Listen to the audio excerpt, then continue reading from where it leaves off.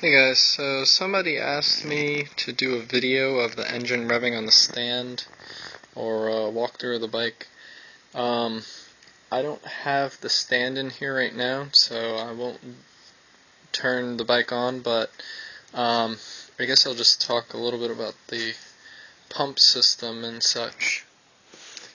Let's see, so it's a bit dark in here, so bear with me. The pump is connected to this really tiny battery right here, which is just attached to my crossbar.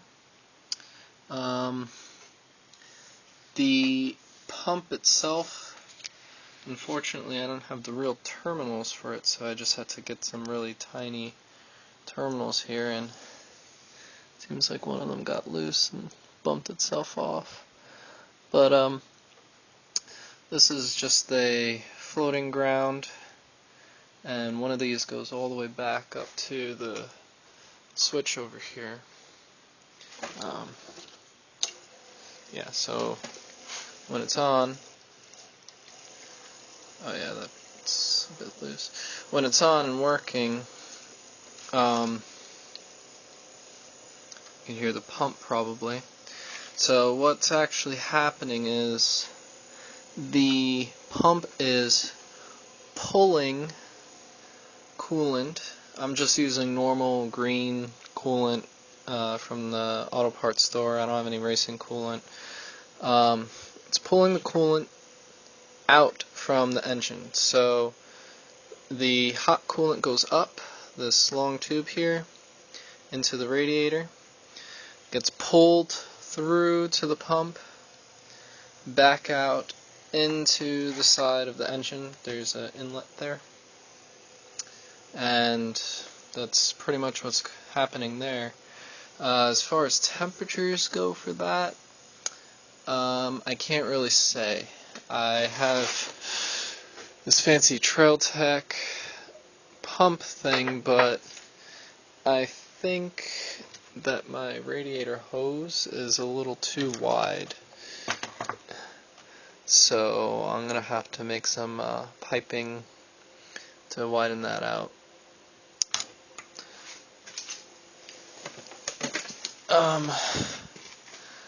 But once all that's hooked up, I can get a real measurement of how cool the coolant's running. If I was to estimate, probably below maybe 65 degrees Celsius, so around 100 and 150, 145 degrees Fahrenheit in the coolant.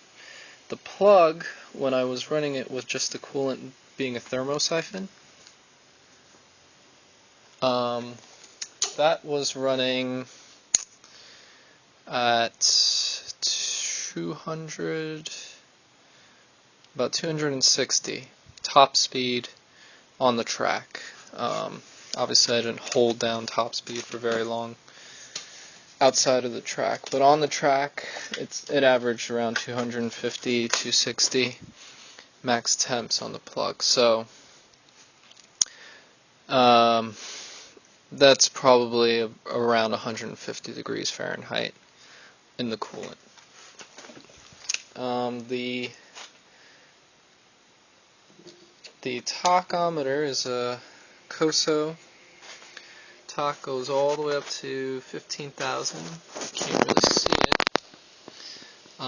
But when it's all set up and everything, this little needle goes past 14,000. This is on the stand. On the track, I'm hitting around 12.5. Can't really say because the bike vibrates so much that the tachometer goes on and off. I need to fix the wire, but hits around there, peak power, and I would like to get it on a dyno just to test out, just to see the curve on it. Just a couple other little things here.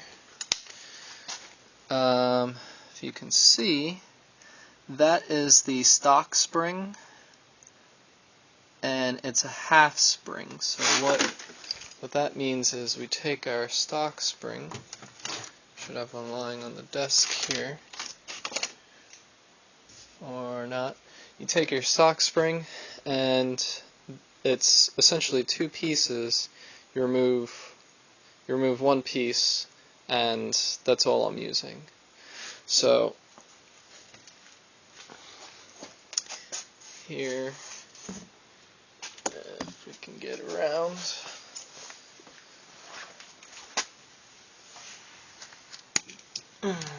right here is the stock one spring. So normally there's two parts, but I'm just using one. Now why is that? That's so that way I can run the lightest weights on the variator, so I can get it to spin up very quickly. And that's going to cause the engine to variate as quickly as possible. Now I have the launch lever here, and as the engine's variating, I keep my foot down. That keeps it in a lower gear and allows me to get the engine into its peak RPM in accordance to the pipe, producing as much power as I possibly can. So when I start to over rev, I just lift my foot up a bit, allow it to variate some more, keep variating, and keep itself in the pipe's power band the entire time. The ignition is a PVL ignition. It's set to around 4.8 millimeters before top dead center. That really should be about 5.5. But I'm just playing with it, trying to find its optimal position. I'm playing a bit safe because I don't have the temperature sensors on here right now. 19 millimeter carb, 2 pedal reeds, the Doppler intake. I don't really like the intake. It needs to be up a little bit more. This carb just barely touches the frame, and that shouldn't be doing that. It actually should be straight coming out of the engine, but there's a whole lot of space issues going on in here. I have a aluminum spacer here to push the spring up forward, and that's because I'm running the Bando belt, and this belt is supposed to be the replacement for the Bigelow belt that they used to have. I know a few guys have run it before, and it's a really great belt, but the Bando belt's a bit longer, so that's a good thing and a bad thing. Bad thing because you have to put the spacer in. A good thing because I can fully variate, and my engine and my variator will have about 2 fingers length distance. So I can run the Malossi Variotop, which is 115 millimeters wide. This is 98 millimeters wide. So I'll have, it's about that much difference variator wise. And it's never going to hit the pulley at full variation. So it's perfect. And running a larger variator gets you a little bit more top speed. I haven't tried it yet, but that's what they say. Now,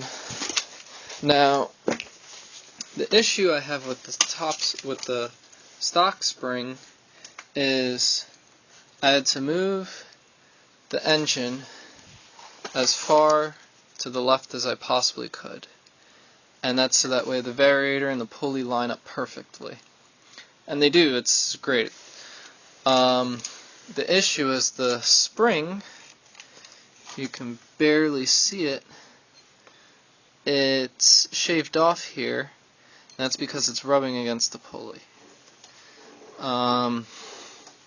That's an issue. So, somebody from France was selling these engine mounts, and Treats doesn't have this.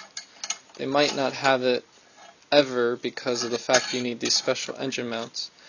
But there's a nice alternative to the Doppler spring that some of you guys use. It's too stiff.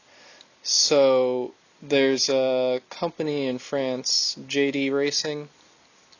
They make a spring that looks like the old vintage MBK CF 51's spring, and you have essentially a mount that hooks up to your engine right here, and the other one on this side, and the spring goes in between these two shafts all the way down.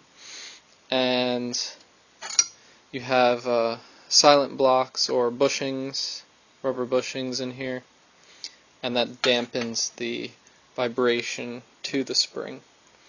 So I bought this. I think this is the right one or the left one. Doesn't really matter. I think it's the right one. So it has the hole. It's the hole here for the launch lever. So it's actually like this. And I had to fabricate the left one.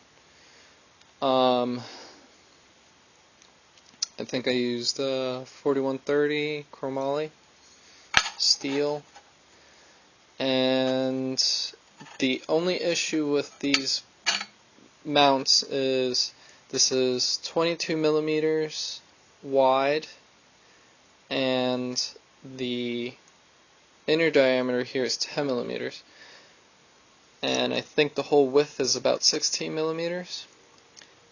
It's impossible to find that bushing, it really is. The closest thing I found was the stock Peugeot swing arm bushing.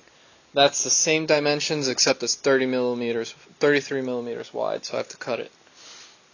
So I got a couple of those, and that's going to go onto the engine here. Replace this thing. I changed the pedal shaft to I think I used 2120 aluminum, hardened aluminum in there, so it's lighter than the stock pedal shaft that's holding this pulley. Somebody asked me about these tires. These are Battle Axe BT39 SS tires. So race and road, I think they are DOT approved. Somebody correct me. This is on the vintage 3-spoked,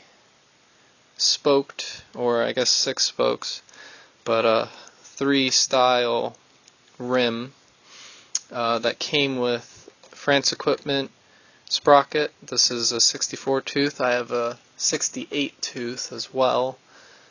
All the way down to 60. So I have a couple sprockets to play with.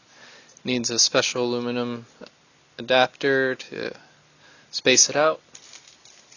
And the front also needs an aluminum adapter. For the Grimica disc rotor, this was discontinued in the mid-90s. They don't make this anymore, and I was lucky enough to get my hands on one. Maybe one day if I get a lathe or somebody to lathe it out, I'll get some of these made out.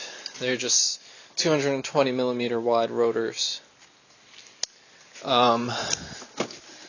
The actual brake itself, get some light. The actual brake itself is a Grimica. This is a dual piston hydraulic brake, and I had to make a little spacer here to move it out. Originally this came off of a Motobecon Magnum XR, either a racing edition or just regular, and that's the same thing where the swing arm came from. It's a 30 millimeter Paoli swing arm. Those bikes came with a 180 millimeter rotor, so this will actually bolt right onto here, and the rotor will fit right on perfectly. and I don't have the rims in here. They're in my house, but they came with the special rims that I took pictures of and I posted online, that I have the slicks on them, and all of that bolts right on together, and it's awesome and perfect. They're nice and wide, they're tubeless. I mean, there's really not much you can complain about for a moped. It's not bad at all. Those bikes discontinued somewhere after 2006. So this was around the time MBK was getting bought out by Yamaha and such. But anyway, that's pretty much it. So if you have questions, feel free to ask. Oh, one more thing, I guess. This is a DeZeus clip, so this is how I keep my fairings in place. This one just clips in here. For the seat fairing, I have two, I guess, countersunk washers with countersunk screws to keep it down. I need to make a plate that is sort of curved to the seat, so that way it keeps this from moving. In the front are aluminum shafts. They've been tapped out to hold the front fairing, which is in my house as well. And here's another shaft. So I have 3 points, one on this side and one on the other side, to hold the front fairing. The lower fairing needs another point and another point on the other side to hold that, to keep it from shaking, and it needs to be cut out a little bit on the bottom to clear the pipe. So that's the whole fairing setup. These came from Willie Hubert, so hubert-cycles.com. Great guy. It took about a whole month for the whole process. He fabricates them from scratch. He's been doing it since the racing days, the good racing days. So, you know, if you're looking into getting any of these, and I won't be able to replicate them, you know, for a while, go purchase them. It's pretty pricey, but the quality is top notch. So nothing really to complain about here. So anyway, like I said, any questions, feel free to contact me or email me, message me on Moped Army or whatever. And that's it. So here's the last shot of the bike. Thanks for watching.